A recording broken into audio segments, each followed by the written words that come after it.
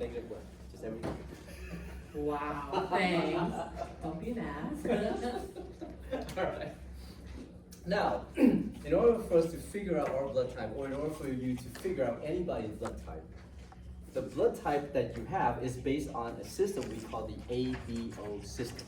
The ABO system indicates the fact that if you have the A gene before the red blood cell basically, lose all the nucleus, then the red blood cells can basically make a bunch of A surface proteins. Okay? These surface proteins are placed on the surface of the red blood cell, all the red blood cells inside your body. If you have only the B gene, then all your red blood cells will now have the B surface markers on their surface of the red blood cells. If you have both A and B genes, then your red blood cells will have both A and B surface markers. Okay? So therefore, it depends on what's present on the surface of your red blood cell that indicates your blood type. Now, before we get into the further discussion of that, you guys know the term antibodies, right? We talked about that already. Antibodies are gamma globulin secreted by those B cells, right, that becomes activated. And these antibodies are very specific protein structures that will recognize only a specific protein. So therefore, let's say if I have an antibodies against Kevin, okay, and I take that antibody and I throw it out in this room, that antibody is going to float around. It's going to find Anton, bind to Anton, says, close, but not Kevin. So releases from Anton, Anton lives another day, right? Floats around, see Tamara, binds to Tamara, say close, but not really. So disengage from Tamara, Tamara lives another day. Floats around, finally sees Kevin, binds to Kevin. Sorry, Kevin, you're off the island. Okay, so whatever the antibodies are specific for, it will seek out that target and bind only to that target. And once the antibodies bind to that target, the other white blood cells will all congregate around that target and destroy whatever is associated with that particular target. Okay, so that's the antibodies. Now, the substance or the protein structures that the antibodies recognize are referred to as the antigen. So antigen is due to a combination of three words. So antigens are antibody generating substances. Okay, so any substance that can stimulate your immune system to produce antibodies against it is referred to as an antigen. So therefore, every single protein structures that we have in our body, and also carbohydrate structure, like highly chained carbohydrates and stuff like that, on the surface of our cells, all of those are potentially antigens. Okay? So imagine if you take your protein that's made in your body, your immune system will recognize that as part of yourself, so therefore it is not an antigen. But you take that protein that's made in your body and you put it in somebody else's body. That person's immune system will recognize your protein as an antigen because they didn't make it themselves. That person's body did not make it themselves. So therefore, that protein becomes a foreign substance. So because it's a foreign substance, the antibodies is generated within that other individual. And it will attack that protein and get rid of whatever is associated with that protein. Okay? So that's what an antigen is. Now, on the surface of your red blood cell, these ABO system refers to the presence of these particular surface markers, so to speak, right? So therefore, all of these surface markers are potentially antigens as well, okay?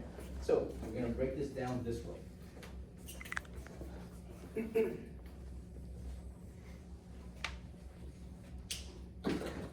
Here's a red blood cell.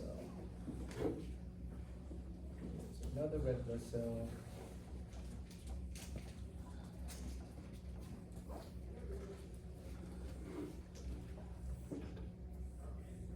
Here's another one. Okay, so here we'll have blood type. So this is based on the ABO typing system.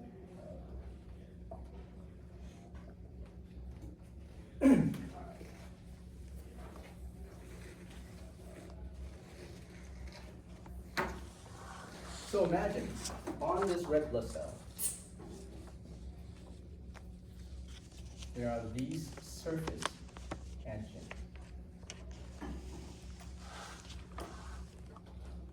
Okay. These are called the A antigen. Because this red blood cell, before it loses its nucleus, has the gene called the A gene. So therefore, it starts to express the proteins made by that A gene, and therefore starts to express all of these A antigens on their surfaces. Okay? So if your red blood cells only have the A gene, therefore all your red blood cells will only express the A antigen, thus making your blood type A, based on the ABO typing system. Okay? Now, if on the other hand, you only have the B gene, therefore your red blood cells can only express the B antigens.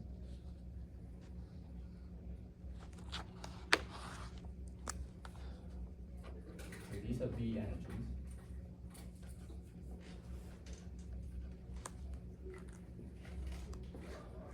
All your red blood cells will have this B antigen. Based on the ABO typing, you are blood type B. Okay.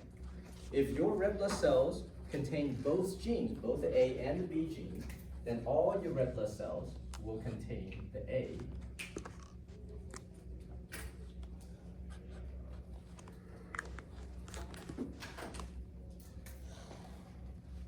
and the B antigens.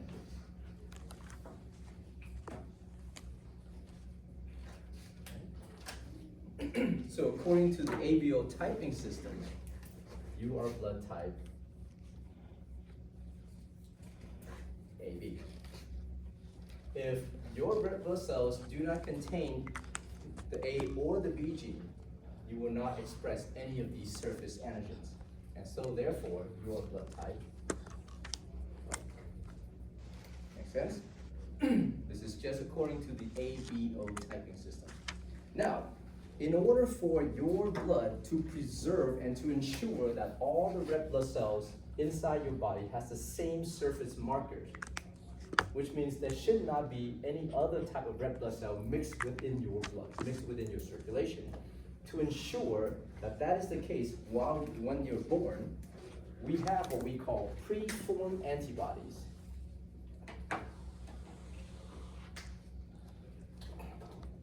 And when we say preformed antibodies, these antibodies are present at birth. Most of the antibodies that we have in our blood is due to what we call post-exposure after birth. So let's say if you're exposed to the chickenpox virus, right? And you've gone through the stages of the disease, or let's say you got vaccinated with the chickenpox vaccine, then you will start to make antibodies against the chickenpox virus. But that's after you've been exposed to it later in life. These antibodies are already made by the time you're born, okay? So therefore, it's already being generated while you're a fetus inside your mother's womb. So therefore, these antibodies, and because they're antibodies, they are present in the plasma, okay? So preformed antibodies present in plasma for these individuals, that is blood type A, will be antibodies that are specific for the surface antigen that is not present on their collective red blood cells. Does that make sense? Because you don't want to have a mixing of different blood together. So therefore, in these individuals of blood type A, they will have what we call anti-B antibodies. This is how we name the antibodies, okay? It's called an antibody because it is an antibody, but each antibody has a specificity against some kind of foreign substance. And in this case, this antibody is specific against the B antigen. So we call it anti-B antibodies. So remember the antibodies I threw out here that's specific against Kevin, we would then call that anti-Kevin antibodies, right? If that was the case, okay? So anti-B antibodies. And the antibodies in this particular case has a shape that looks like the letter Y, okay? And it's blue because it will recognize the B antigens, because the B antigen is blue. So I color match for you guys. Don't tell me I don't give you guys anything. So that's a gift early on. All right, so now for these individuals that is blood type B, which means they have the B antigens on the surface of their collected red blood cells. So to preserve that, they have preformed antibodies here that has antibodies against the surface antigen that is not present on their red blood cell. So for these individuals, they will have anti-A antibodies in their plasma.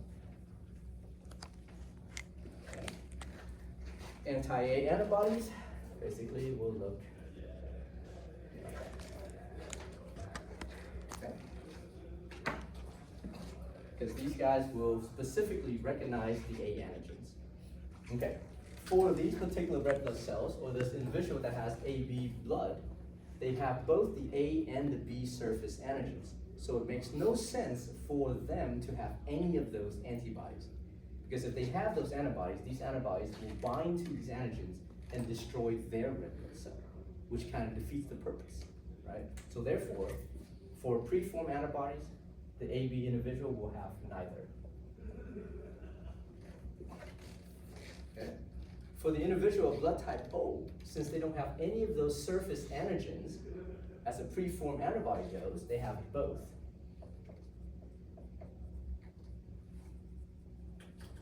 Anti-A and anti-B antibodies.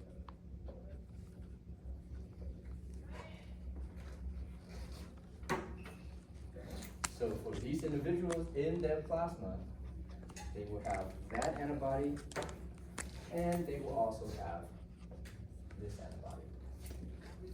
Make sense? All right. So that slide talks about the preformed antibodies that is found inside these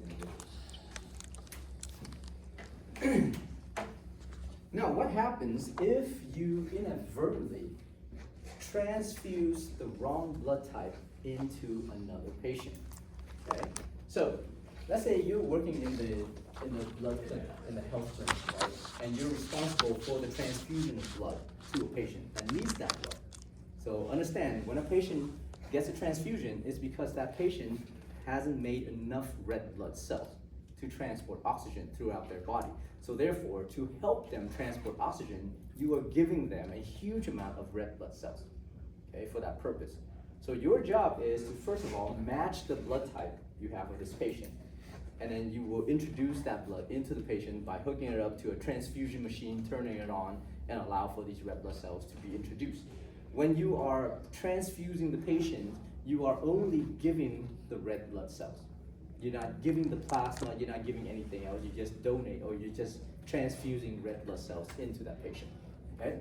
So let's say if you turn on the machine, and within about 5 to 10 to about 15 minutes, and this is the reason why after you turn on the machine for transfusion, you have to be in the room for the next 15 minutes to constantly observe the patient. So let's say within that time frame, the patient starts to exhibit fever, chills, chest pain. Now try to think about these symptoms. Try to think about these symptoms manifesting in yourself as you're receiving this blood, right? You're seeing the blood and all of a sudden you're like, oh, you start to have chills, you start to shake, right? And then you start to increase in your temperature. You have to have chest pain, back pain, find it difficult to breathe. Man, it feels like you're dying. It could be that you're dying. And you have all of a sudden an increase in heart rate. Your heart rate goes up past 100 beats per minute, right? And eventually your blood pressure drops very low. All of that are signs and symptoms of what we call a transfusion reaction. And a transfusion reaction is due to a mismatch in the blood that you're giving the patient. So we call this ABO mismatch. So what happens here is that if, let's say, you have a patient that has blood type A, and you accidentally give them blood type B.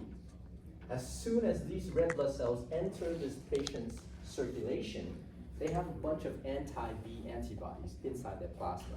So immediately, almost, these antibodies will start to attack those red blood cells. When they attack the red blood cells, they cause the red blood cells to clump together. We call this agglutination of the red blood cells. And when all the red blood cells clump together, eventually they will all break apart.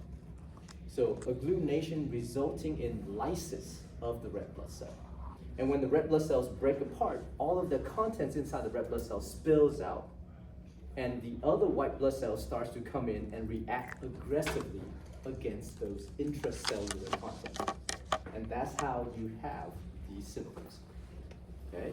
So the symptoms is due to the reaction of your immune system once those red blood cell has been destroyed by the antibodies that's present in the plasma. And that results in all of these symptoms we call the transfusion reaction. Okay? So imagine if you were the primary healthcare giver for this patient, and this happens on your watch. What is the next step of your management of this patient? What do you want to do next? Run? Say, sorry, dude, you're on your own. Suck it up, walk it off. What do you want to do next? Come on, guys, your healthcare professionals, do something. The patient's gonna die. That is not very comfortable symptoms to have, especially when you're already needing red blood cells in the first place. Stop the transfusion. First and foremost, click off that machine. What's the next thing you do? Say you're on night call, nobody's there. All the doctors are sleeping. They're off on the yachts, playing whatever they're playing in the middle of the night. They're dreaming of, like buying the next Ferrari or whatever the hell that they buy. What do? You're the only healthcare professional on the floor. Can't call anybody else. So you stop the machine. What's the next step? You start to transfuse or infuse some saline into the patient. Okay, the saline is going to help to dilute some of these particular processes. Next thing what you can do is give them oxygen. What does oxygen do?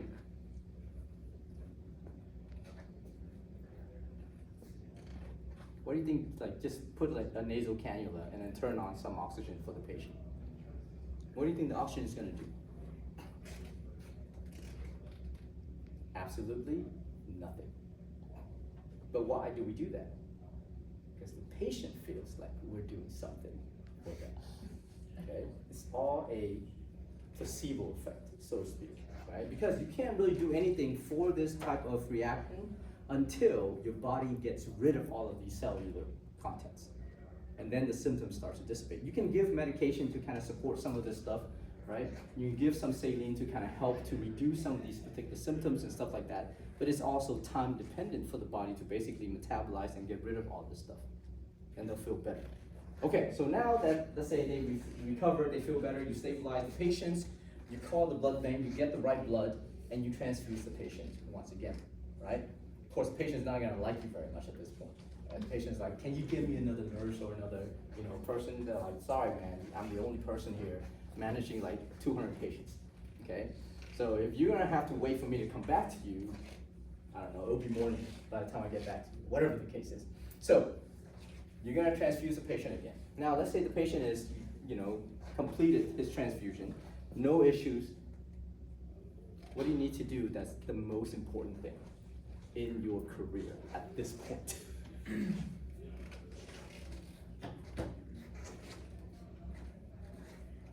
What do you guys do when you make a mistake? Report it. Well, first and foremost, before you report it, Give them the right. oh, maybe after. Give them the right blood type. Well, you do give them the right blood type, but you need to apologize to the patient. If you don't apologize to the patient, you will get sued. Actually, you will get sued anyway. Okay? If you commit this mistake, count on the fact that you will get sued.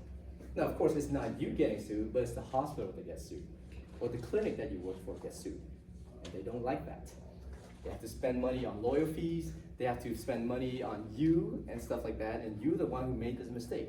So, guess what's gonna happen to your license? Gone. It may be suspended, or it may be revoked altogether. Will you have to pay a fine? Maybe. And most likely you won't have to do jail time because obviously the patient's still alive, right? That's pretty extreme. But count on being sued for this particular mistake, right? Even if you apologize to the patient. So how do you prevent this type of error from happening? You double check, you triple check, you quadruple check. So basically you have a patient and you have to type that patient's blood. So you have to know what that patient's blood is. And you call the blood bank and say, I need 2-3 units, whatever, of A blood, right?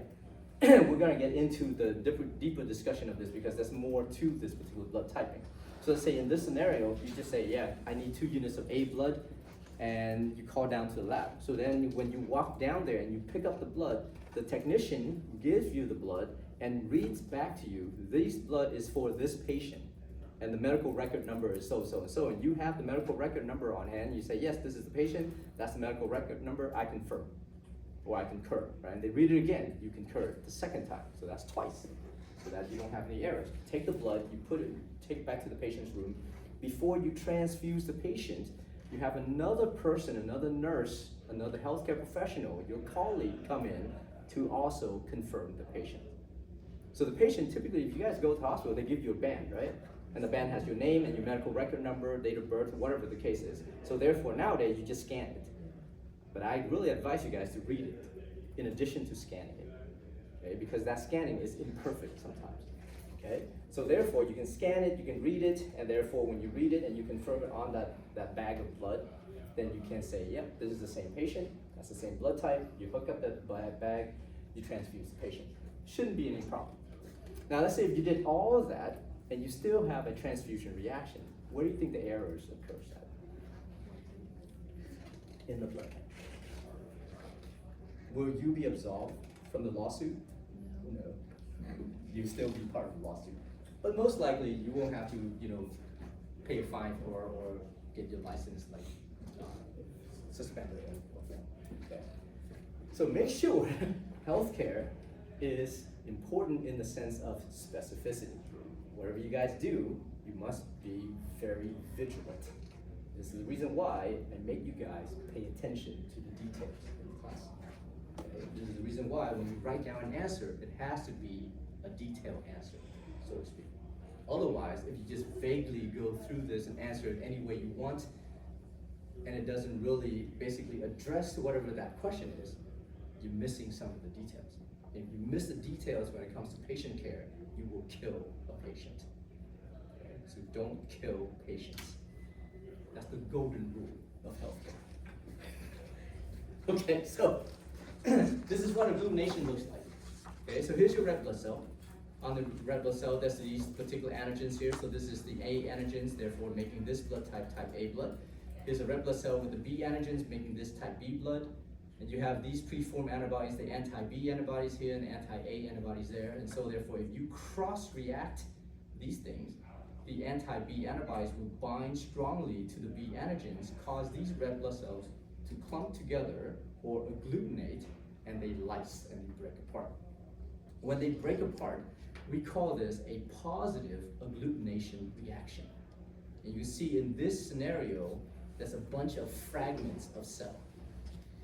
Okay, because all of the red blood cell has broken apart, and all of the iron, all of the heme group, all of the proteins inside the red blood cell essentially is spilling out into the environment around it. In this scenario here, there is no reaction because the antibodies did not recognize any of those surface antigens.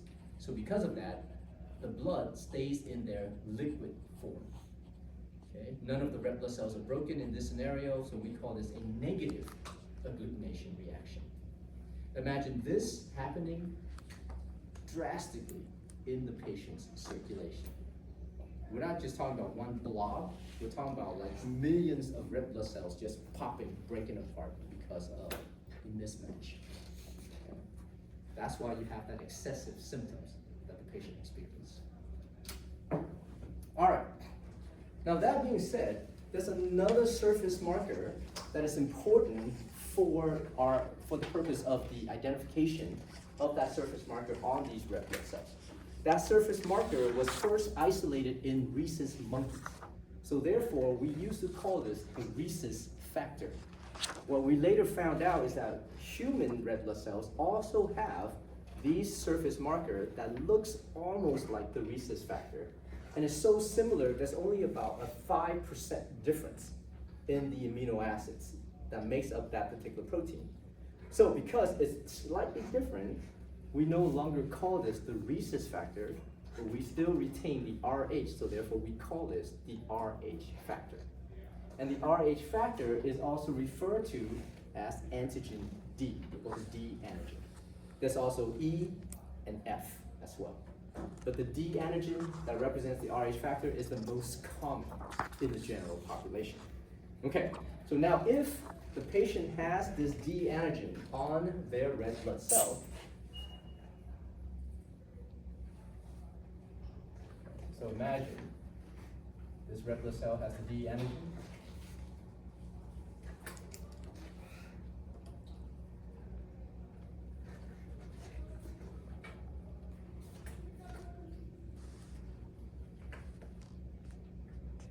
Okay. If that's the case, we're gonna split this blood type into two separate blood types. To detect the D antigen, we call this the RH typing. So blood typing is typing of ABO and RH together. Okay? So therefore, if you try to detect this D antigens, we're gonna split this blood type into two columns. For the patient that has the A antigens and the D antigens, since it's A antigens, we call them blood type A. For the presence of the D antigens, we use the term positive. Okay? Positive indicates the presence of the D antigen. So in this patient, his or her blood type is A positive. Make sense? Okay. Or you can put a positive sign. For this patient, because this patient only has the A antigen, his or her blood type is blood type A. But they don't have the D antigens on their surface, on the surface of their red blood cell. So we indicate the absence of the D antigens by putting the term negative. So therefore, this patient is a negative. Okay? Right. For this particular patient, again, we're going to divide that into two columns. So this patient has the B antigen, so his blood type is blood type B. Also the D antigen, so therefore B positive. Okay. This patient only has the B antigens without the D antigens, so the absence of the D antigens, we indicate that as negative. So this is B negative. Okay. For this patient, again, we're going to divide that into two columns. So this side, they have both the A, the B, and the D antigen, so AB positive. This side, only the A and B antigens without the D antigens, so AB negative. Okay. For this patient, well, these two patients here, because I only have two, right? No A or B, so that's O blood, but they do have the D antigen, so O positive. This patient's red blood cell, completely negative. No A, no B, no D antigens. So therefore, this patient is O negative. Okay? Now, when we donate blood, we donate our whole blood. So if you guys have gone for blood donation to receive appreciation from me, then you know that they take a lot of blood from you, okay? But when they take your blood, they'll spin it down. They'll type your blood, they'll spin it down, and they will separate the plasma and the red blood cells. So they will only keep the red blood cells and package the red blood cells together with similar blood types. And they will add some chemicals to prevent clotting of the blood, right? Coagulation of blood. And they'll save it in the blood bank so that when you need it, they can take that blood type and they will give it to you so you can transfuse the patient with that blood type, right? So therefore, if you think about this, for an A positive individual, they can receive blood from another A positive individual, okay? That's the most common match. That's the best ideal match. So whatever your blood type is, if you need blood, you can receive blood from the same blood type. Can an A positive individual receive blood from an A negative individual? Yes, they can. can a negative individual receive blood from a positive individual? They can the first time. They should not ideally receive blood from a positive individual because A negative individuals do not have the D antigen. So therefore, if you introduce an A positive blood type or A positive red blood cell into this person's circulation, they will not react to this since they don't have the anti-A antibodies, right? They only have the anti-B antibodies. So this red blood cell is fine. But what happens is that this is now a foreign substance. So therefore, this patient's immune system eventually will produce antibodies against the D antigen. So eventually, this patient will also have anti-D antibodies in their plasma as well. Okay? And that only happens if you receive that blood the first time. Now let's say if you did that, you take the A positive and you add it into the A negative individual, and now they become sensitized to that D antigens and produce anti-D antibodies. The next time, if you do that again, this individual will immediately have a transfusion reaction. Because all of those anti-D antibodies that they've generated will attack these D antigens and destroy these red blood cells. Just like if the anti-B antibodies recognizes the B antigens, okay? So therefore, you don't want to be responsible for sensitizing the patient to make anti-B antibodies. That is also a lawsuit, okay? So therefore, once you type the patient's blood, now there's 8 different blood types. So your job is to figure out which patient or which blood type can each of these patients receive. And which blood type can these patients donate? So A positive can receive from A positive. A positive can also receive from A negative. Okay? A positive can also receive from O positive and O negative. Make sense? Since they already have the D antigen, it doesn't matter, right? But A positive should not and will not receive blood from any of the B blood type. Why? Because immediately this anti-B antibodies will attack the B antigens. If you give AB blood type, immediately the anti-B antibodies will attack these B antigens. Okay? So therefore you have to work out the scenario, okay? This is an easy scenario to understand, but it's hard to achieve that understanding. Because a lot of times you guys will mix it up somehow. I hope not. I don't know. That's the case, like in the past. Okay? So work this out because that's the question I'll ask. And on the next exam, there will be one question where if you kill the patient, you fail the exam, no matter what. Okay, so be careful of that particular question. I won't tell you which one it is. Just know that there's a question where you have to actually take care of a patient and you accidentally do something that caused the patient to die, then you fail the exam, even if you have 99% correct. Okay, don't kill the patient. Just understand that. We'll talk about why the Rh factor is important in a second once we get to that. All right, so this is blood typing, then including both the ABO typing and the Rh typing. Okay? So therefore, in this scenario, this is the different blood types. This is who you can give blood to. This is who you can receive blood from. Okay? Now imagine understanding what we know about agglutination reaction that goes on once you cross-react the antibodies with the surface antigens. You can now essentially type anybody's blood if they don't know their blood type. So let's say if the patient comes into your clinic and says, hey, you know what, I'm getting married tomorrow, I want to know my blood type because I want to know if I'm ultimately compatible with my, my soulmate, whatever, right? My bank account and her bank account or his bank account is like the same, so therefore everything's good. I just need to know if our blood types are compatible. So what you do, you take the patient's blood and you drop it in 3 different wells, 3 droplets of blood, okay? So in that scenario, let's say you have this slide, you have 3 droplets of blood. Okay. You add this patient's blood to this. It's the same blood from that person. Okay. And in the first well, here, you add what we call anti-A serum. The serum you receive from the pharmaceutical company, right, that basically makes this kit. The anti-A serum contains anti-A antibodies, okay? So, you're gonna add a bunch of anti-A antibodies to this blood. Make sense?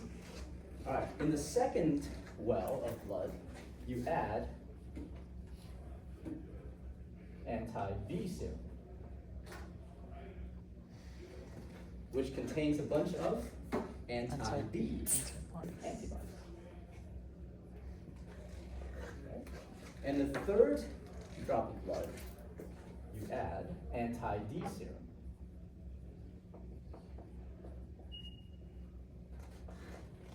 Which contains a bunch of anti-D antibodies or anti-RH antibodies.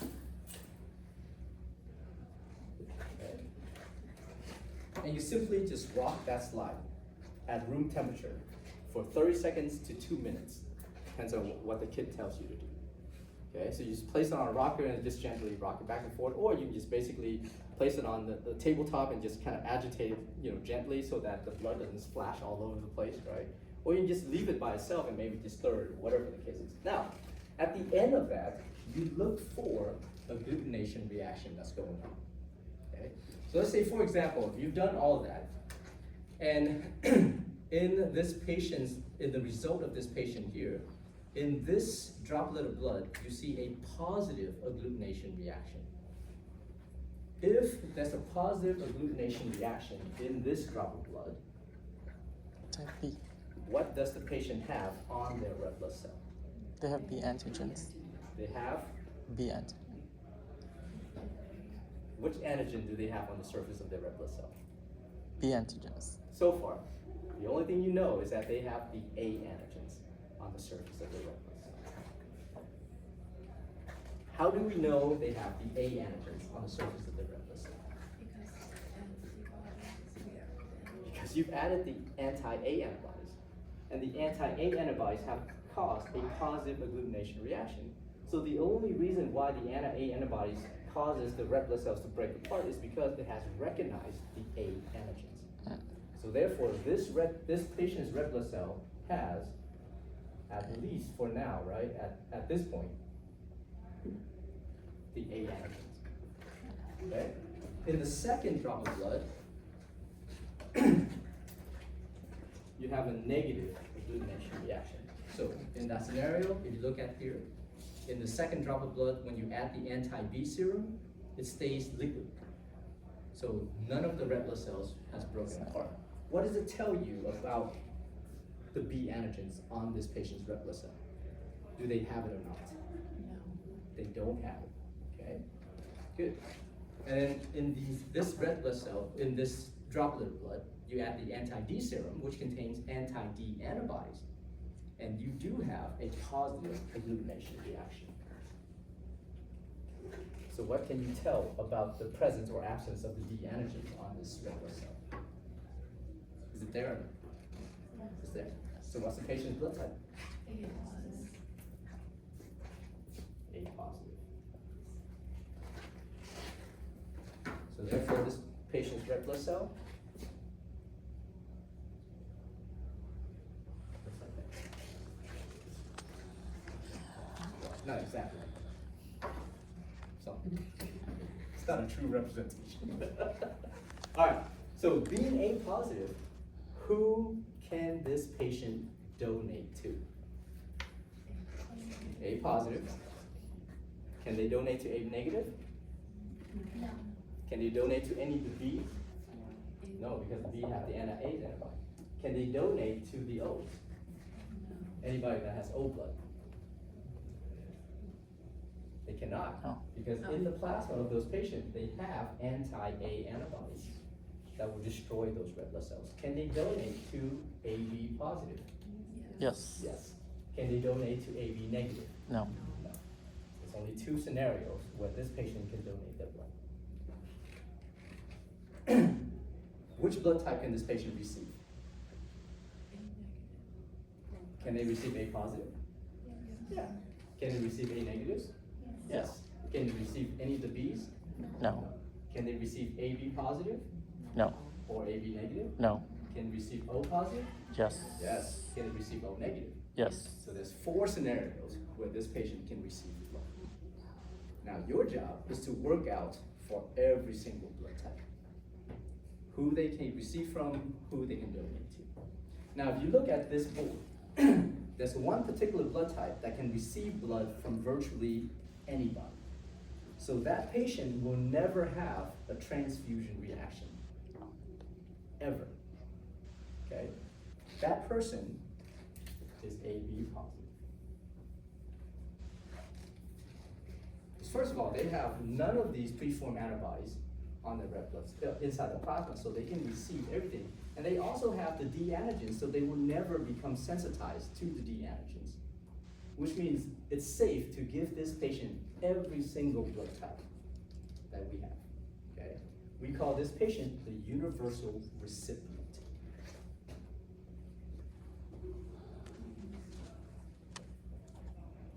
Who can this patient donate blood to? Only himself. Exactly. Only another A positive blood. Okay? This is the least common blood type in the world. Makes sense? All right. You look across this board. There's one particular individual that can donate their red blood cells to virtually everybody on this panel. Who would that be? O negative. That'll be O negative. Because the O negative is virtually naked, so when you place this red blood cell into anybody's blood, there's no reaction that goes on. Okay? So this patient is known as the universal donor. And the most common blood type in the world is actually O positive, not O negative. But O negative is always the blood type that is in the highest demand and also in the shortest supply in every single blood bank across the nation. So if you're an O negative person, please go donate your blood. Right? Okay, donate your blood. Who can O negative receive blood from? Themselves. Only O negative. So you're like Mother Teresa. Right? Donating blood to everybody, but only can receive blood from your own blood type. That's it. Okay, so very important to know that. All right. Blood clotting. Real quickly, let's go through blood clotting. So blood clotting is referred to also as hemostasis, right? In this particular activities, there's something that happens to your blood vessels, therefore you're losing blood volume. So you have to have a way to stop that bleeding from occurring because you want to preserve that blood volume. Okay, so once you compromise your blood vessels, there's a couple things that happen. The first thing that happens is immediately vasoconstriction sets in. The smooth muscle around blood vessels starts to contract, therefore limit the amount of blood loss. Secondly, the platelet starts to congregate together and form a plug called a platelet plug. Third thing that happens is that once the platelet plug is formed, you activate your fibrinogen to become fibrin. And the fibrin is going to form that hard clot to prevent any further blood loss. Now, before we get into that particular scenario, if you have an intact blood vessel, the inner lining of the blood vessel is lined by simple squamous epithelial cells, and collectively we call that the endothelium. So if the endothelium is intact, there's different things that's secreted out by that cell to ensure that the blood is continuously flowing all the time, right? To limit the amount of clotting that occurs. So one of the things that's released by the endothelium is what we call prostaglandin and nitric oxide. Nitric oxide being a gas, prostaglandin is some kind of signaling compound. Both of these is going to induce vasodilation of the blood vessel to allow for blood flow to be continuous, to limit the number or the activities of blood clotting that occurs inside intact blood vessel. Another thing that also prevents clotting is on the surface of these endothelial cells, there are these proteins called CD39.